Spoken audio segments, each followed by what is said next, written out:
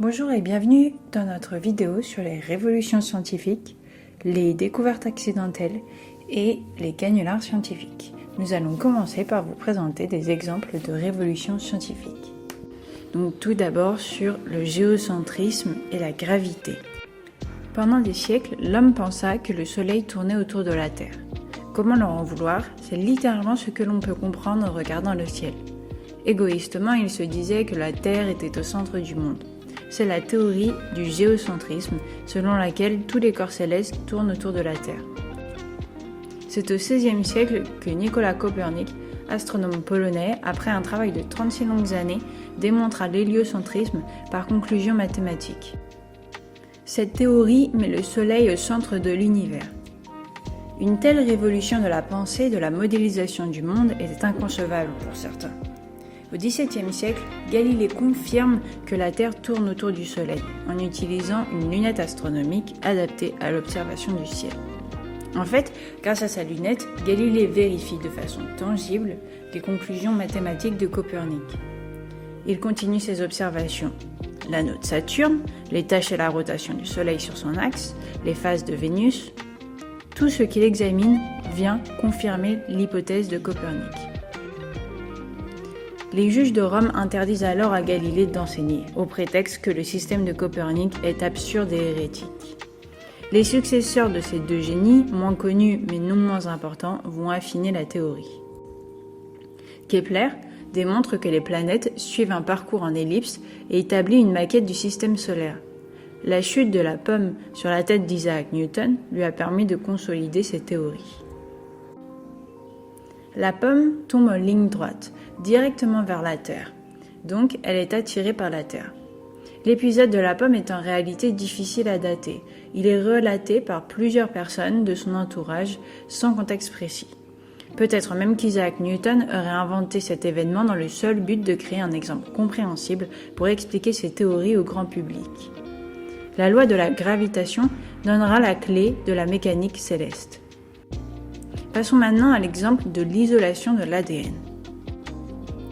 Depuis l'Antiquité, les philosophes s'interrogent sur l'hérédité. C'est au XIXe siècle que Mendel sort 3 lois qui fondent la génétique moderne. Il met en évidence les caractères dominants et récessifs par l'uniformité des hybrides de la première génération. La deuxième loi est celle de la disjonction des allèles. On a donc une séparation des facteurs lors de la fécondation. La dernière loi correspond à l'indépendance des caractères. Mendel fait la découverte sans le savoir que chaque caractère est créé par des gènes différents. Friedrich Mascher découvre la nucléine en 1869. Il l'isole à partir de leucocytes pour la première fois, puis se rend compte que cette molécule est présente dans d'autres types cellulaires. En 1882, Walter Fleming observe au microscope ce que l'on appelle aujourd'hui les chromosomes. Cependant, il ne fait pas le lien avec l'hérédité. Parlons maintenant du système nerveux. Le cerveau est l'organe chargé de l'interaction avec l'environnement. Il reçoit des informations et les interprète de façon à réagir et interagir. Ce sont les neurones qui composent le cerveau et forment des connexions en réseau. En moyenne, c'est 85 milliards de neurones et 100 000 milliards de signaux synaptiques qui seraient produits chaque seconde dans tout le cerveau. Mais avez-vous déjà entendu parler de ces scientifiques qui ont caractérisé ce système? Au milieu du XVIIIe siècle, Luigi Galvani, physicien et médecin italien, met en évidence la contraction des muscles de la grenouille par le biais d'une décharge électrique. La théorie de la transmission électrique voit le jour.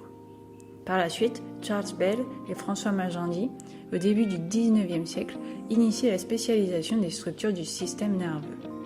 Il montre que les nerfs se subdivisent en 2 faisceaux au niveau de la colonne vertébrale, l'un pour l'information motrice, l'autre pour l'information sensitive.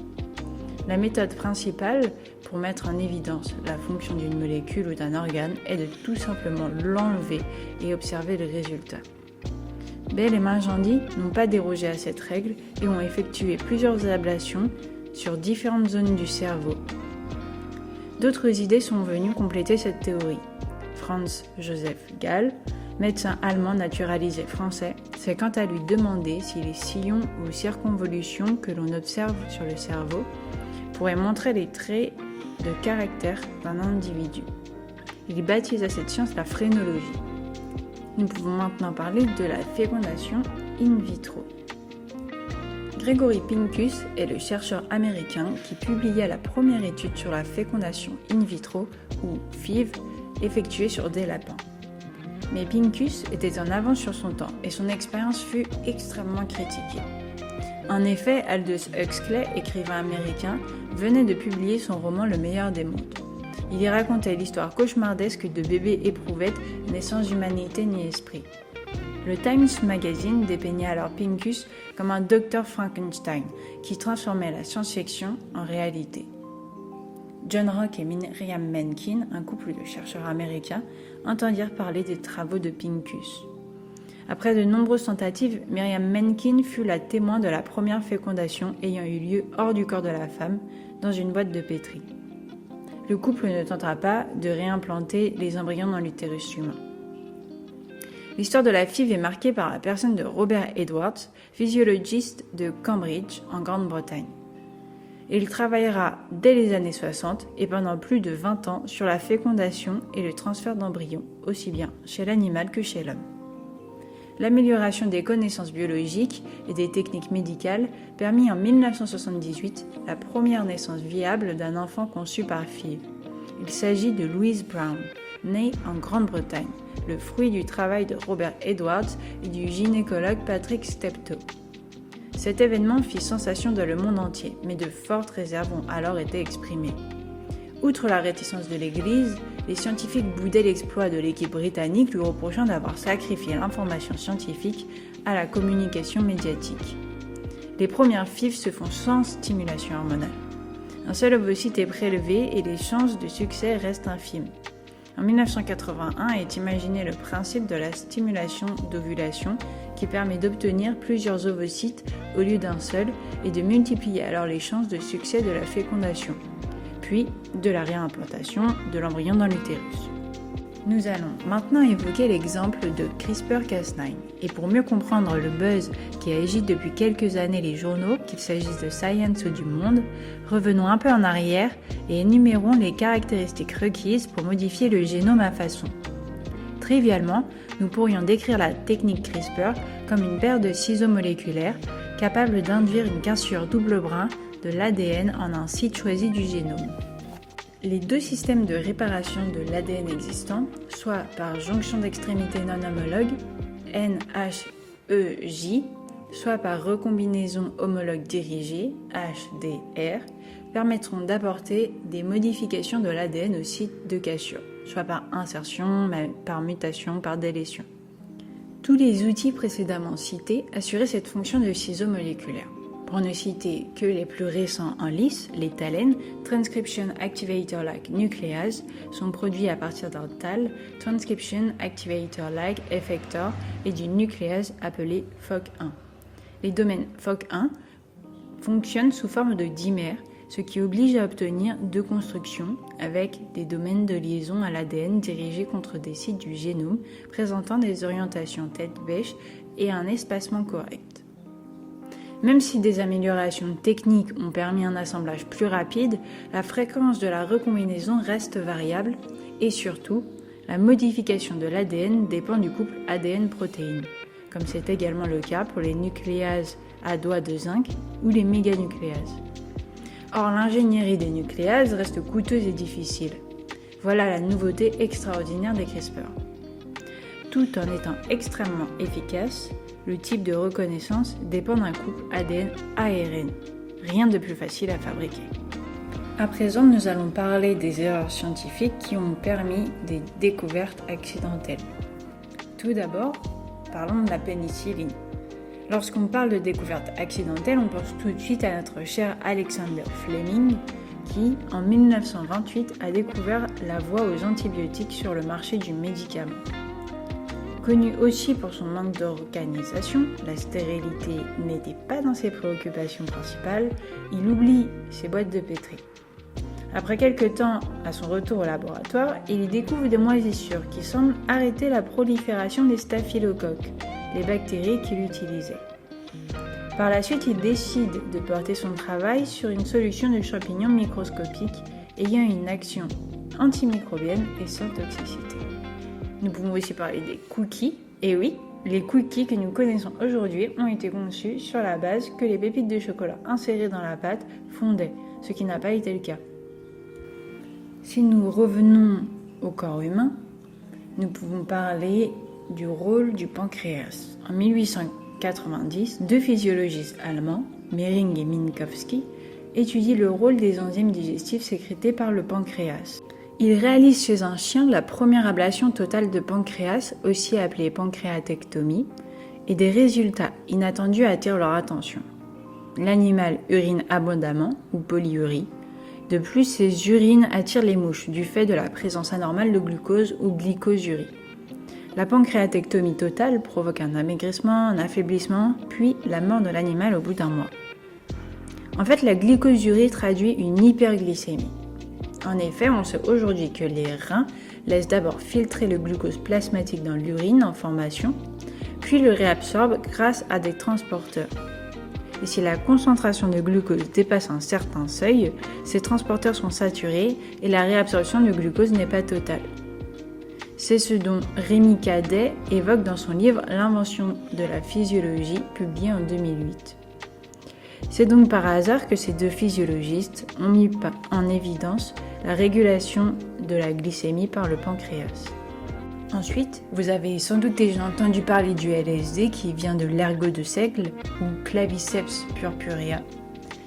L'ergot de seigle est un champignon parasite des céréales qui a l'aspect d'une excroissance noire de quelques centimètres et surtout qui contient des alcaloïdes pharmacologiquement actifs.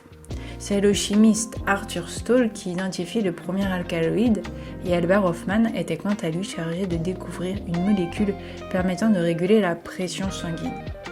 C'est ainsi que de nombreuses molécules dérivées d'alcaloïdes ont été synthétisées. La 25e substance entraîne des agitations chez les animaux traités. Et c'est en 1943 que les deux chimistes, Hofmann et Stoll, reprennent leurs recherches sur cette substance qu'ils appellent le LSD 25 après avoir obtenu la cristallisation sous forme de tartrate. Lors de l'étape de purification, Hofmann a commencé à avoir des formes, des couleurs, un délire total. Mais vous croyez qu'il s'est arrêté là ? Non, ce ne serait pas digne d'un esprit scientifique. Alors il décida de s'injecter lui-même une dose qu'il jugea très faible, 250 picogrammes. Méthode éthiquement discutable, on le sait, mais plus d'exemples d'auto-expérimentation sont donnés dans un autre chapitre.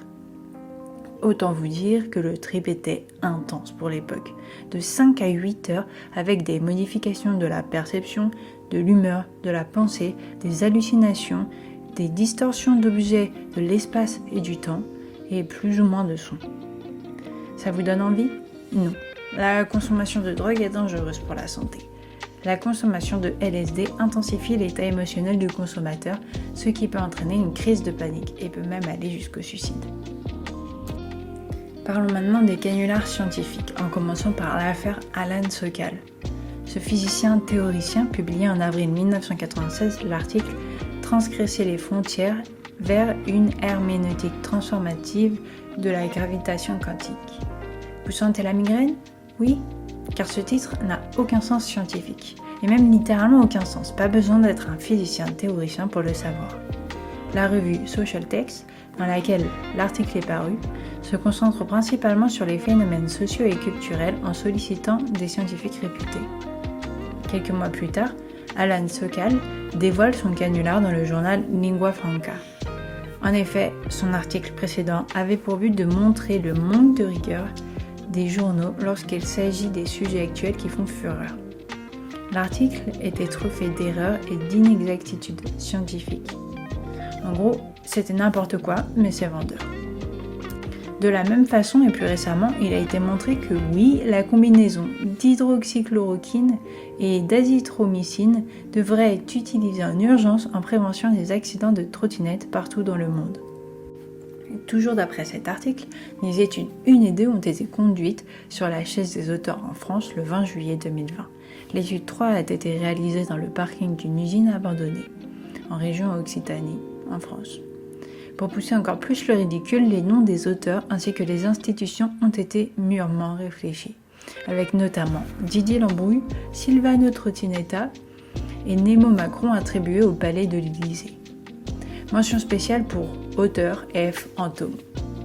C'est donc en août 2020, en pleine pandémie mondiale, au moment où l'hydroxychloroquine était dans toutes les bouches, que le Asian Journal of Medicine and Health publiait ce canular.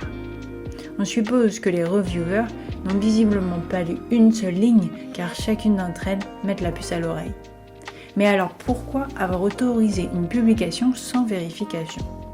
Aujourd'hui, c'est la quantité qui prime sur la qualité.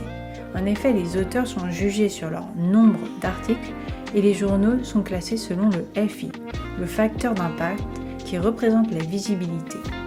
C'est le rapport entre le nombre de citations reçues en une année et le nombre d'articles publiés par cette revue. Les revues cherchent principalement à vendre et acquérir de nouveaux abonnés afin de générer plus de profits. Il faut donc prêter une attention particulière à certaines revues dites prédatrices. Leurs méthodes seront décrites dans un prochain chapitre.